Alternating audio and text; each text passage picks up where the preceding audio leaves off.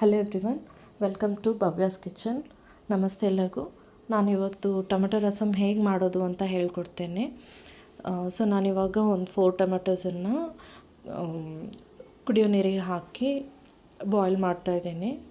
So that ಅದ್ರ ಮೇಲೆ ಇರೋ ಸಿಪ್ಪೆ ಚೆನ್ನಾಗಿ ಬರಲಿ ಅಂತ. ನೋಡಿ ಎಷ್ಟು ಚೆನ್ನಾಗಿ ಬಾಯ್ಲ್ ಆಗಿದೆ. ಸೊ ಈಸಿಯಾಗಿ ಬಂದುಬಿಡುತ್ತೆ ಈ ಥರ ಸಿಪ್ಪೆ. ನೋಡಿ ಎಷ್ಟು ಈಸಿಯಾಗಿ ಬಂದಿದೆ. ಸೊ ಎಲ್ಲದಕ್ಕೂ ಈ ಥರ ತಕ್ಕೊಂಬಿಡೋಣ. ನೋಡಿ ಈ ಥರ ಎಲ್ಲದಕ್ಕೂ ತೆಗೆದುಬಿಡೋಣ. ಅದರದ್ದು ತೆಗಿತೀನಿ. ಆಯಿತು, ಇವಾಗ ಇದನ್ನೇ ನಾನು ಮಿಕ್ಸಿಗೆ ಹಾಕ್ಕೋತೀನಿ.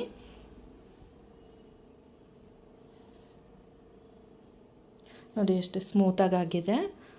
ಇವಾಗ ಇದನ್ನೊಂದು ಸೈಡಿಗೆ ಇಟ್ಕೊಂಡ್ಬಿಟ್ಟು ಒಂದು ಪಾತ್ರೆಗೆ, ಅದೇ ಪಾತ್ರೆಯಲ್ಲಿ ನಾನಿವಾಗ ರಸಮ್ ಮಾಡ್ತೀನಿ. ಸೊ ಇದಕ್ಕೆ 1 ಸ್ಪೂನ್ ರಾಕ್ ಸಾಲ್ಟ್ ಹಾಕ್ತಿದ್ದೀನಿ. ನಿಮಗೆ ರುಚಿ ತಕ್ಕಷ್ಟು ನೀವು ಹಾಕಿ.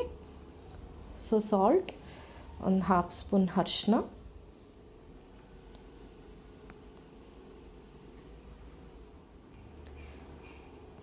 ಸ್ವಲ್ಪ ಕರಿಬೇವು ಸೊಪ್ಪು ಮತ್ತು 5 ಗ್ರೀನ್ ಚಿಲ್ಲೀಸ್, ಸ್ವಲ್ಪ ಹುಣಸೆ ಹಣ್ಣು,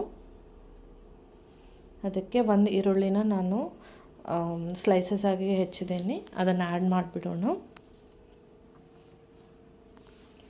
ನಾನು ಇದಕ್ಕೆ ಇವಾಗ ಟೊಮೆಟೊ ಪ್ಯೂರಿನೂ ಆ್ಯಡ್ ಮಾಡ್ತೀನಿ.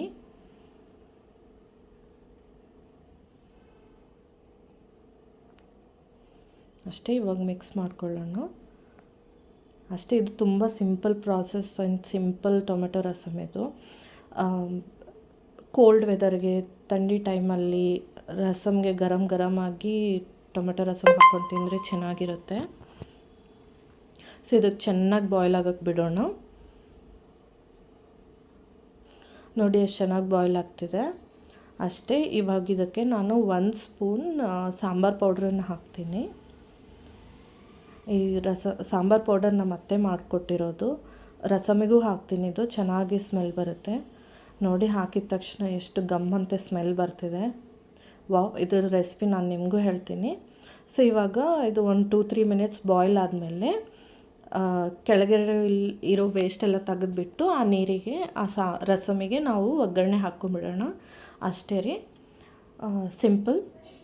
Thanks for today. Bye bye.